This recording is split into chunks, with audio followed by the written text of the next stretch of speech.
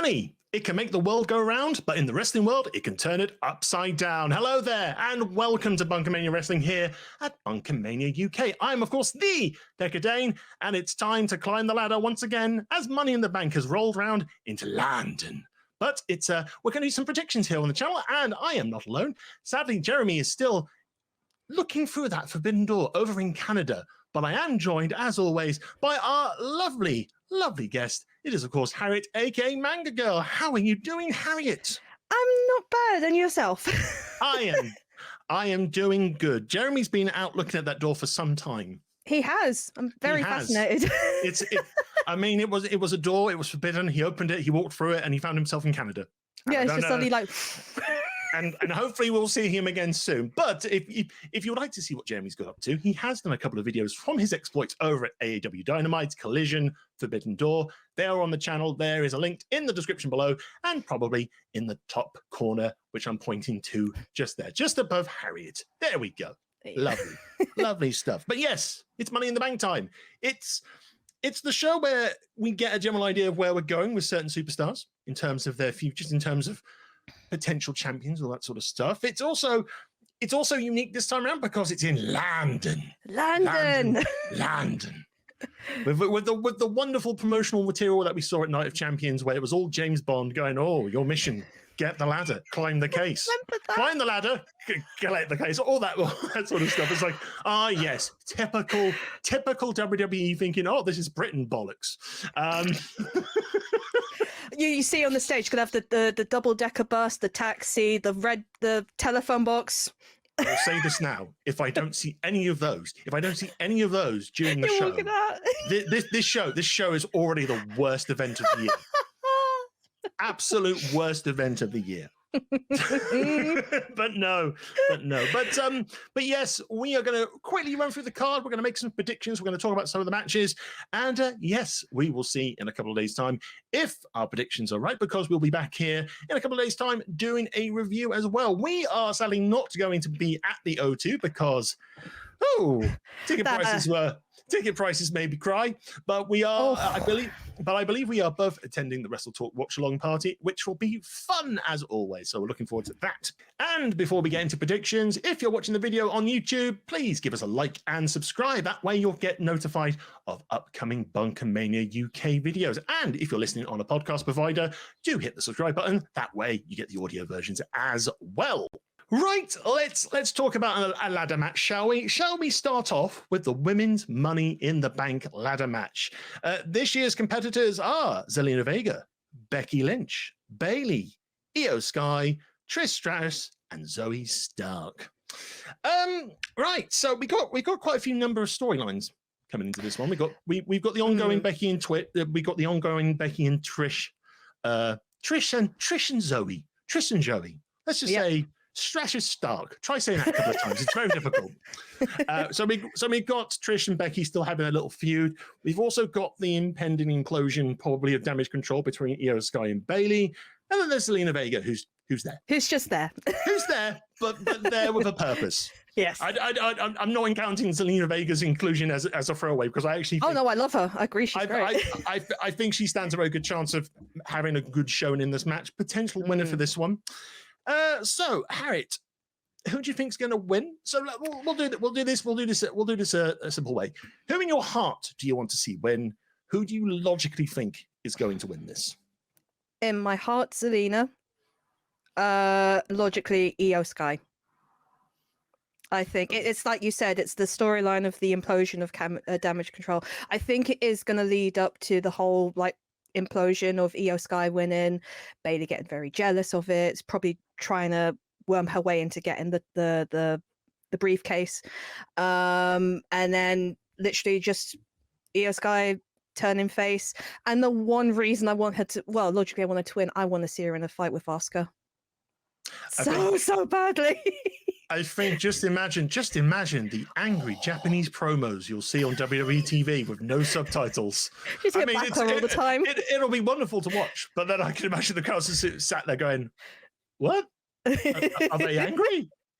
All right, possibly. I don't know. But yeah, I kind of feel like it is an open and shut case for EO to kind of to logically win this, but I kind of wonder if they might do the implosion during the match, where basically it all goes wrong for Bailey and EO, and they both kind of cancel each other out. So they kind of, so the way I kind of look at this as well is, are there any storylines that will cancel each other out? It's like Trish and Becky, for example. It's like, I can imagine Becky's about to win, but then Trish and Zoe cost her the briefcase, and vice versa. So it seems in this field where you've got two storylines really kind of starting to progress further. You've got Zelina Vega there, who's pretty much come on leaps and bounds since coming back. It's like I think she's a real crowd favorite as well. I'm with you. I would like to see her win, and I think it would be well deserved for her to win. I think honestly it's between probably her and EO. I think I'm gonna have to agree with you on this one. I think EO is logically the one who's going to win, but I think I can just imagine the feel good pop if Zelina won that. Oh, the crowd would just go mental. I think, and the thing is, all the women competitors, they're all good. They're all brilliant in their own right. So I think this is one of the strongest lineups we've had in a while. I think, any one of them could really win as such, but I still think Io Sky for the fact of storyline going forward. I think. Yeah, and again, I think I would still be very happy if Io won, to be perfectly honest, as well. Yeah. It's kind of like the moment to really take up to the main event level, and she's had some really good showings against Bianca at Backlash as well. So I think either Io, Zelina, I'll be very happy with that. Yeah. Right. Let's go on. Let's move on to an Intercontinental Championship match where the Ring General Gunther defends against Matt Riddle. One of the latest matches to be added onto this card. I have a feeling this will be very hard hitting. This will probably be a dark horse for match of the night, simply because it's Gunther, and pretty much any time it's a premium live event and it's Gunther, it's always fun to watch, just mostly for the pain and the slaps and even more pain and all that sort of stuff. I mean, for me, I can't envision Riddle taking the belt off Gunther right now. I think they're going to try and make him break the Honky Tonk Man's record, and then they'll take the belt off. It's just like it would be a bit deflating for him to come so close and then not break that record. I think they've committed to it now. I think maybe Riddle is possibly a good contender to take the belt off him at some point down the road, maybe after SummerSlam. Again, the same with Sheamus. But no, Imperium, I think, are going to rule the day on this one. Yep. I agree. I actually wrote in my notes, they're not going to break the record. Literally just put, no, I literally wrote, Gunther, they're not going to, it's not going to break the streak for now. Yeah, I agree. That they're on the road for him to break it. So, but I think it will be a good match because, Riddle, he's a great competitor. And I think, would it be on par with the Mustafa Ali match or... I think Riddle will probably have a better showing. Oh, not really better showing. I think he will have a bit more offense and probably have a bit more. I think it'll be more of a war because am I right in thinking they used to sort of battle quite a bit in Progress? I think they did, yes. Yeah. So considering it's British crowd, and obviously we're going to get the chance of Walter, aren't we? I can imagine the crowd are going to probably lap this one up as well. Yeah. I think this is going to be very heavy hitting. It's going to be hard hitting. We're probably all going to wince at the sound of the slaps. But I think it's Gunther's. Do you think Sammy and Kevin would interfere at any point? Because they have kind of been dipping in a bit with Imperium recently.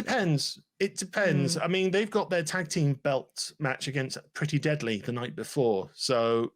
It depends if it depends what happens there. I think if they beat Pretty Deadly, which I think they probably will at this stage, I can imagine them getting involved.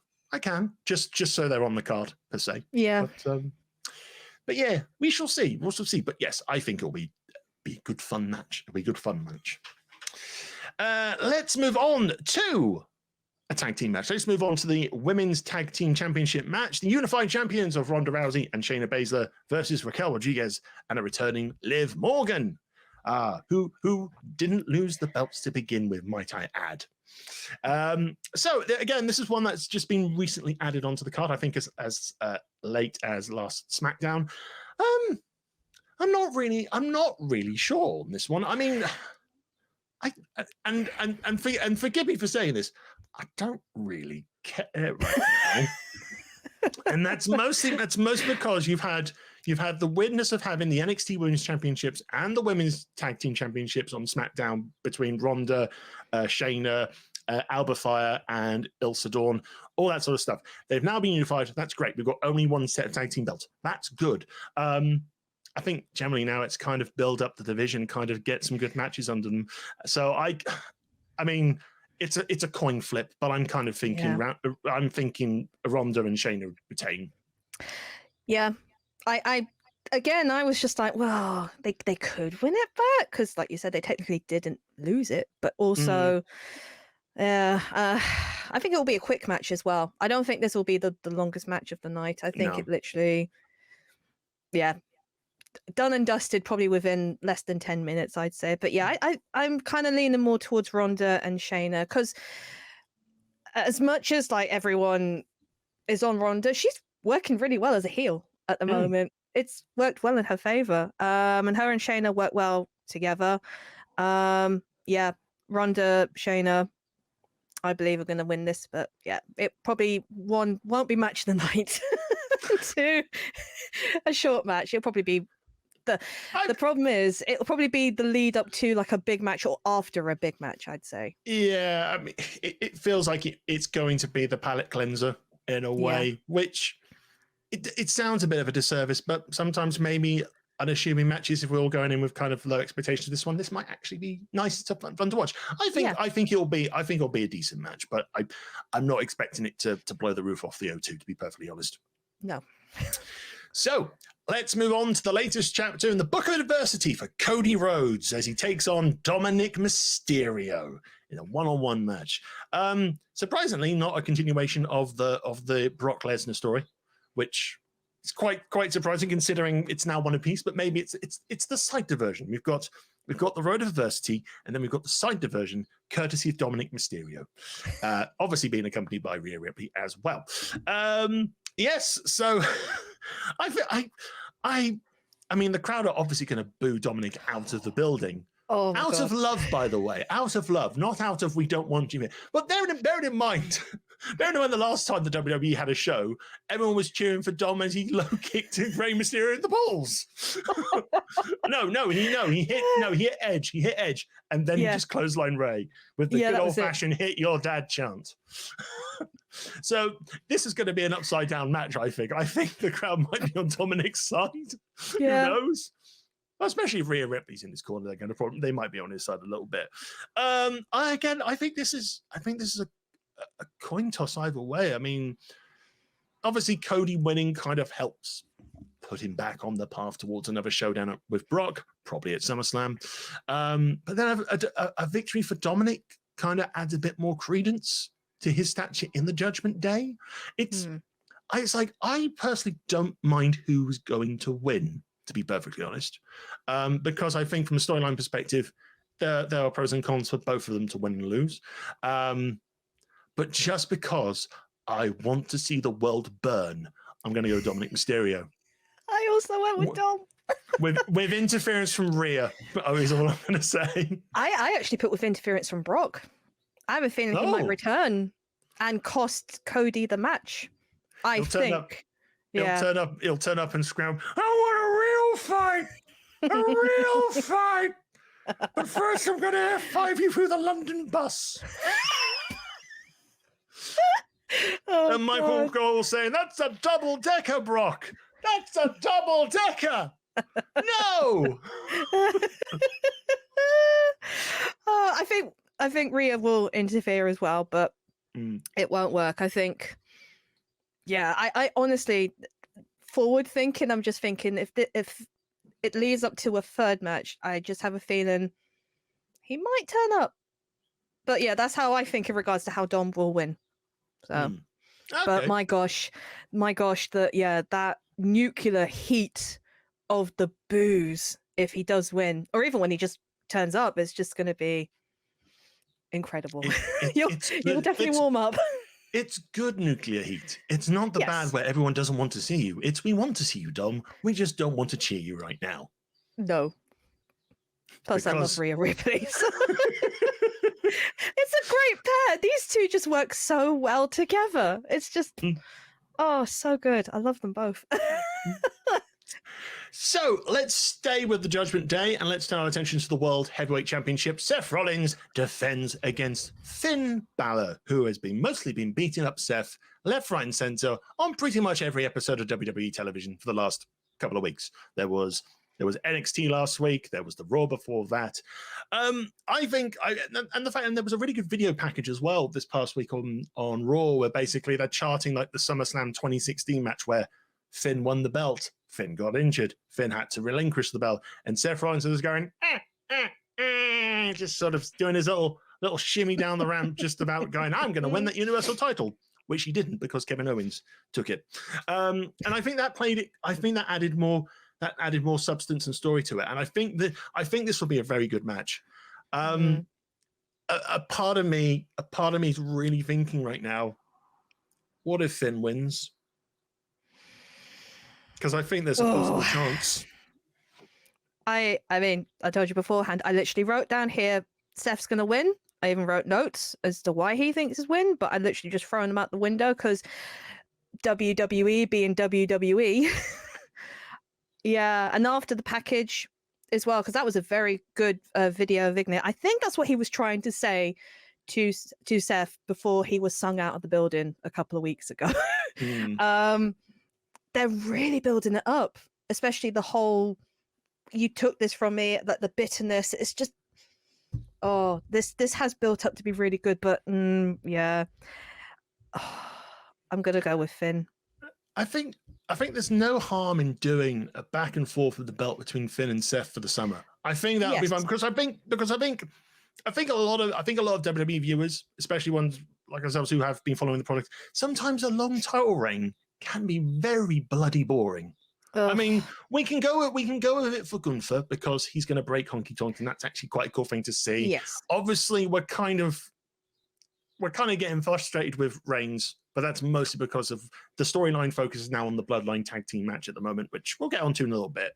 And then when you have these ridiculously long reigns, you kind of frown at them. You kind of just go, maybe just make it a little bit more exciting. So I would not have a problem with Finn winning this belt, especially in London, because I think it'll be a shocking moment, but also it will be a quite nice and FedEx stamp. But basically, heavyweight championship is not necessarily going to have a long reign. It can be thrown back and forth.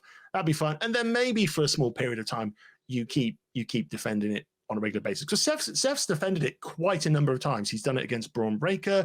I think he's done it against Damian Priest. What else? I'm trying to think of other defenses, but it's like he has been defending that regularly and kind of been there going, I'm a fighting champion per se. So there's no harm. I feel there's no harm in Finn taking the belt and then Seth maybe getting it back at SummerSlam, and they keep doing the little dance until they're ready to move on to the next proverbial sort of long-term kind of champion for a little bit. But no, I think if you want to play a safe bet, you can say I think there is a good certainty that Seth will probably retain as well. But I also think there's a good certainty that Finn will probably take this belt.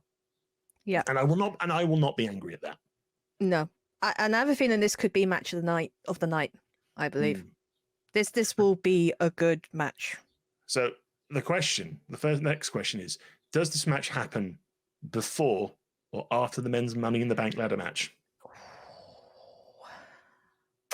Yeah, because Damian is in the Money in the Bank match, isn't he? So yeah, this is another storyline that could lead on to it, because if Finn wins it and they've had that kind of conflict of or that clash of personality, so to speak.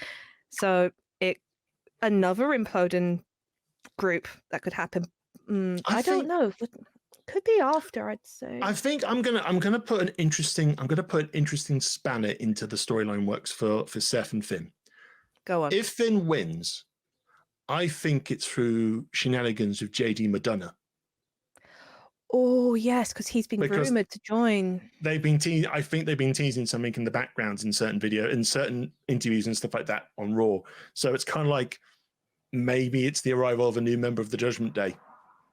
That's and true. They help, and they help Finn take the belt. It can work. It can work. It could, yeah. I mean, yeah. As long as the ref doesn't see it, then yeah. Because I have a feeling, I'll go on. Sorry. A match without a ref bump. Madness is this, Harriet.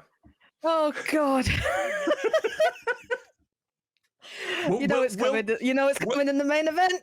we'll get to the Masters of the Ref Bump later on. But let's move over to the other ladder match for the Money in the Bank briefcase. It is the men's. We've got Ricochet, Shinsuke Nakamura, Santos Escobar, Butch, aka Pete Dunne, LA Knight, Damian Priest, and the guy you really just want to hate, but God damn it, you have to respect the wrestling, Logan Paul. The first exciting thing about this match, none of these have previously won the briefcase, and none of these have been world champions. So that's that's a good sign as well. I mean, Ricochet and Nakamura have been in the match before, but they haven't won the match. That's true. So the nice thing is you don't have any previous champions. You don't have a Sheamus. You don't have a Seth and stuff like that. So basically, whoever wins this briefcase is kind of like, oh, cool. We're moving towards someone a new fresh challenge, a new fresh champion, which, depending on your preference, will either excite you or scare you. And I think this is a 3-horse race at the moment, because I think everyone in their hearts, they want to see the megastar climb every rung of that ladder. They want to see him take that briefcase down, and he wants everyone to shout along LA Knight. And it's like, I think if that happens, I think the O2 roof might actually blow off the building, considering its popularity. I think the pub we're going to be in for the watch along is going to just burst into a seas of yeah.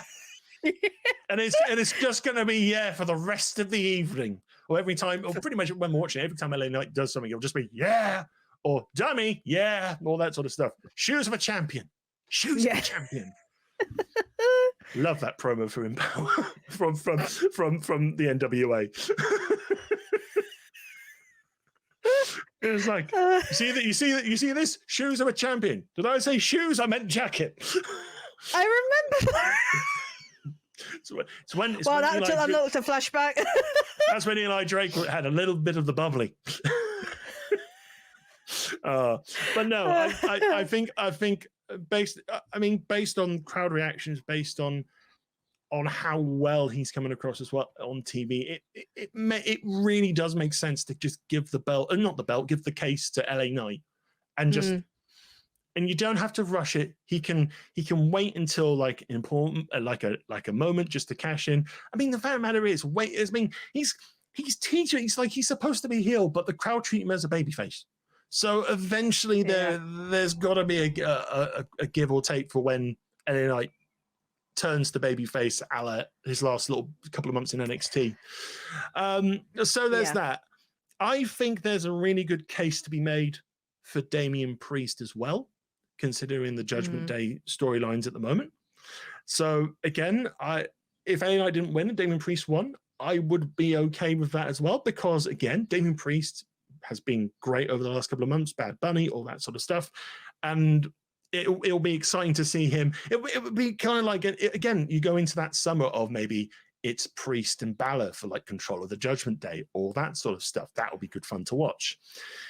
And then you come on to Logan Paul, which feels like it could be a certainty, but despite this kind of, the frustrating point is, from a mainstream media standpoint and a business standpoint, it makes sense. It really does. You have arguably one of the biggest social media influencers in the world holding like the prestige of, like, well, not say the prestige, but kind of like what the world, the most recognized wrestling brands like ticket to get in a championship. And it's like he can just be, and as a part-timer, he can just lurk around, waiting for the moment to break your favorite superstar's dream. To be perfectly honest, so imagine if LA Knight didn't win Money in the Bank, and he ended up taking the World Heavyweight Championship from like Seth or Finn down the road at maybe SummerSlam or maybe Royal Rumble, and then all of a sudden, accompanied by possibly KSI in the Prime costume, Logan Paul runs in, throws a couple of cans of Prime at whoever wins the belt, pins him, becomes the champion. My soul is slowly dying. It can happen.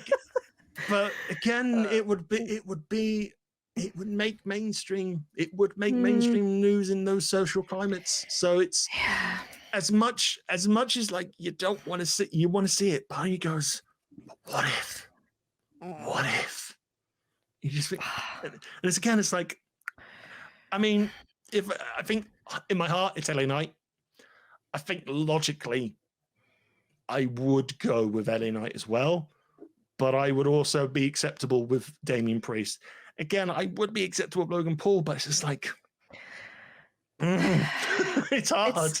It's difficult. It's just like you said, it's like, I'm not keen on him, but you have to respect the wrestling, what he's done in the last few years, especially WrestleMania, Royal Rumble in particular. That spot with Ricochet was just, they're going to have another spot. They're going to have another crazy spot at Money in the Bank. And with ladders this time. Oh no! Oh no! Who can jump off the ladder the highest? No, Logan, don't do it. He got injured after as well, didn't he? After Rumble, I think, for a while. Rumble, and also I think he injured himself during the elbow jump at Crown Jewel the previous year. Crikey! So let's hope Logan doesn't injure himself too much in this one again. No, I don't want to wish injury on him at all. No. It's just more, but there is going to be a big spot at that match. There are going to be some big high fly. You got Santos, you've got Ricochet. Yeah, there is room for high flying stuff. Even LA Knight does the occasional flip. Yeah, off the rope now and then. You know, when you do see. So it's like, it's like, oh. Yeah, I think that's it. I think my call is I fear it's gonna not happen. I know I have a feeling it's not gonna happen, but I still want to see LA Knight win. Same. In my heart and logically, I want him to win. If he doesn't win, and Logan does, you thought the booing was bad for Dom. Ooh. Oh boy, it will be bad if he won. But I wouldn't mind if Damian won either. To be fair, I think if Knight doesn't win, I think WWE need to capitalize on him in some way. And I think the best bet on SmackDown is taking the US title off Austin Theory and giving it to LA Knight, because I think he can have some fun with that belt for a little bit. And then when you feel confident that he's ready to go into like main event options, because it's kind of like if LA Knight won the briefcase, I can't imagine him cashing in on Roman Reigns. I mean, if he cashed in on Roman Reigns that same night and did it, do you know what? The world will end. That's all I'll say. In a good way, the world will end. That's kind of one of my theories for the ending of the main event. but I think whoever wins this briefcase, I think they're gunning for the World Heavyweight Championship. Yeah, and also because LA Knight is really popular, they have to capitalize on this. The fact that he's just so popular, because it makes sense logically, but it's like I wrote here, WWE have a habit of dropping the ball. So, but Harriet, as Triple H has said, the stories go on forever. The stories are just going on forever. It will never be known when the story has actually finished. Just ask Cody Rhodes. He's somewhere over in adversity. And I don't know. Oh my God, he's on chapter 17 of like God knows. Chapter 18. The adversity of one Dominic Mysterio. It was a cool June evening after I'd returned from Night of Champions. I had been bested by Brock Lesnar, but I decided more or less to carry on lifting my chin and walking the road of adversity back to my rightful challenge of Roman Reigns. Yet there was a small little squire called Dominic Mysterio who looked incredibly young and twattish that I had to punch him in the face. So I'm going to do that in London, and then I shall continue my road a common adversity back to Roman Reigns. I hope nothing bad happens to me. Hello, Brock.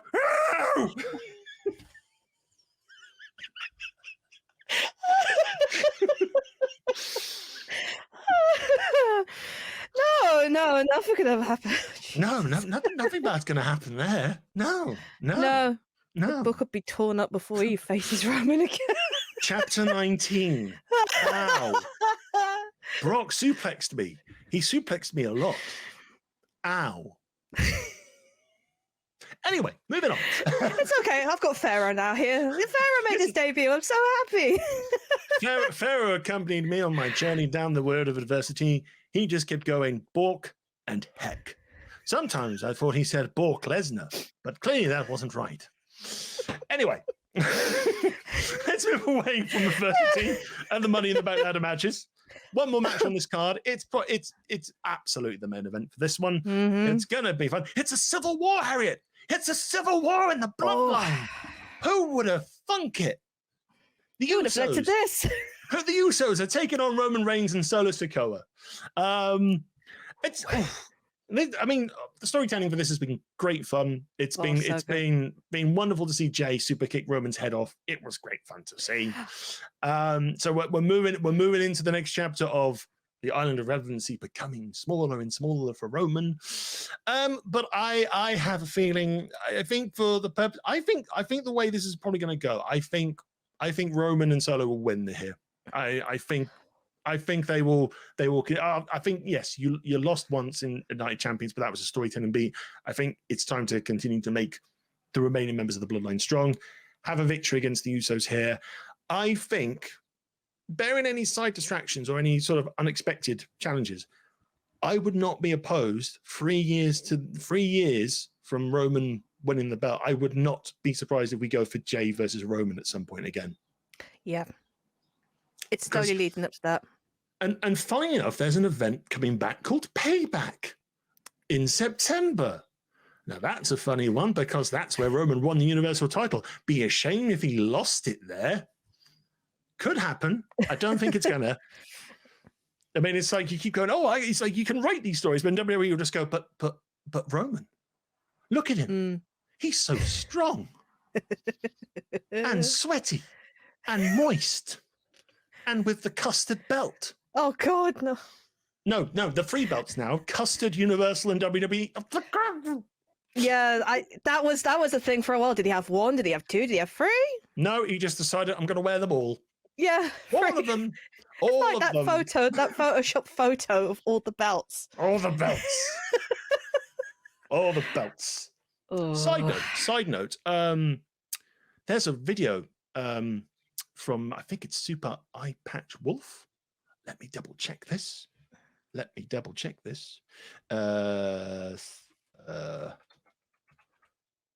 Yes. Did I say Super Eye Patch Wolf? Yes.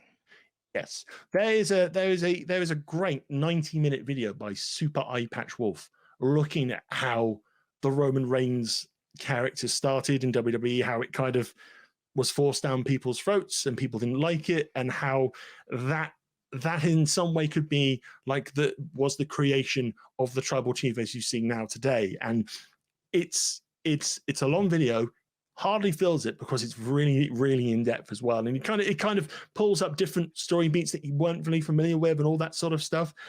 If you do have a chance to watch it. It's great. I didn't expect to watch all 90 minutes in one go on a weekday night this week, but I did. And it was good. I do need to watch that because yes. I have been a Roman fan for a while, and I was a fan during the times when it was shoved down people's throats. And I still remember at Wembley in the O2 and the tiny "Let's go Roman" and the booming crowd of "Roman sucks," and I'm just like, okay, I'm just gonna with a little flag of "Yay!" Legitimately. I mean, yeah, it's just like when you look back at that. I mean, the great thing about this video is it looks at that point, and when you look back at how people were kind of responding and all that sort of stuff, it's just like it wasn't nice. It really wasn't nice, and yeah, this is a side tangent, but it's like you do feel good. I mean, it's like I liked Roman as a wrestler. I just didn't like the character that was being presented per se. And again, it was being kind of like it's a cookie cut out of a scene and stuff like that. And the video highlights certain promo segments, including the Cena burial for No Mercy, which is rough to watch. I'll say that now. Anyway, but now he is tribal chief. He's completely been on a whole different other level for the last couple of years. So the Bloodline Civil War. Like I said, I think Roman and Solo are going to win here. I think it's going to be a great match, and I think we're going to have a ref bump, Harriet. We're going to have a ref bump. I mean, who the funk? It's like, oh no, the ref's been speared or super kicked or spiked. Who the funk it? I'm going to say this next week. How do these things happen? I think what's going to happen is I think the ref's going to get super kicked this time. I don't think there's going to be a spear because it's too blooming obvious it'll be a spear. I think they'll go for a dual super kick on, say, Roman. Roman falls out of the way and the ref gets it in the face. True. And then it'll be a lot of, what happened? Why does this keep happening? I don't know. I would be shocked if there wasn't a ref bump in this match. If there isn't a ref bump in this match, that's a victory in itself. I will say my world has changed forever, WWE, but I don't think it's going to happen. No. I'm going the opposite. I think the Usos are going to win. Ooh. Yeah, that's my gut anyway. I have a feeling it's going to be the same as what happened. God, what was Night of Champions? My brain, it's the heat. When everyone was cheering for Sammy and Kevin and Roman slowly losing his mind, like, no, you should be cheering for me. I have a feeling it's going to be the same again with this, because like you said, that island of relevancy is slowly getting smaller. And he did tweet, like, it says it's very lonely at the top on your own. I just have a feeling that it's either, I have a feeling Solo will cost it accidentally.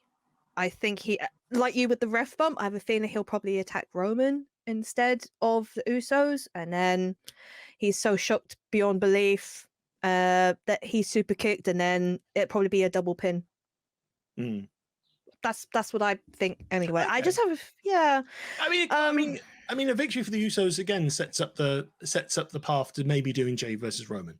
Yeah, because he'll be so mad that to the point, right, I want vengeance, or I want payback even.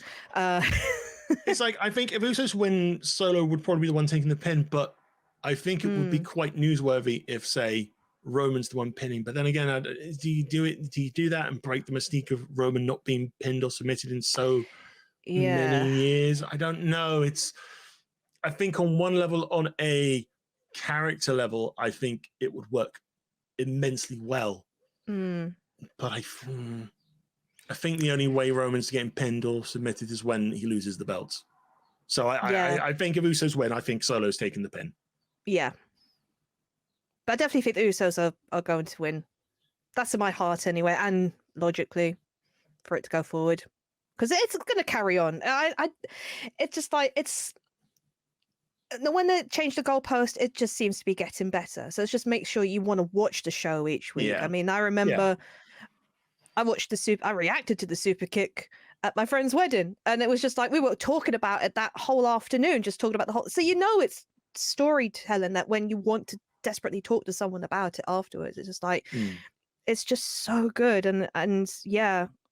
No matter the outcome, it's always going to be the next SmackDown. You desperately want to know what's going to happen next. So you're onto a good thing if no matter what happens, you just want to know what happens next. Indeed you do. And we will have to see how it all goes down at the O2 this weekend. So we're going to bring the video to a close. Thank you very much for watching. Do let us know your predictions and your expectations for Money in the Bank in the comments below. Don't forget, hit the like and subscribe button as well if you'd like to see more videos from BunkaMania UK. Me and Harriet will be back in a couple of days' time. We will be doing a review of the show as well, so we can see whether or not our thoughts or predictions, and if the Book of Adversity needs more chapters adding. I think it might do, to be perfectly honest, but we'll see. And how many more ref bumps can we add to that tally? What's today's ref bump? Oh no, the ref got bumped by accidentally falling over the ropes. Who'd have thunk it?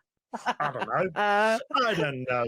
But of course, if you would like to follow Harriett on her channels and on social media, Harriett, where can they find you?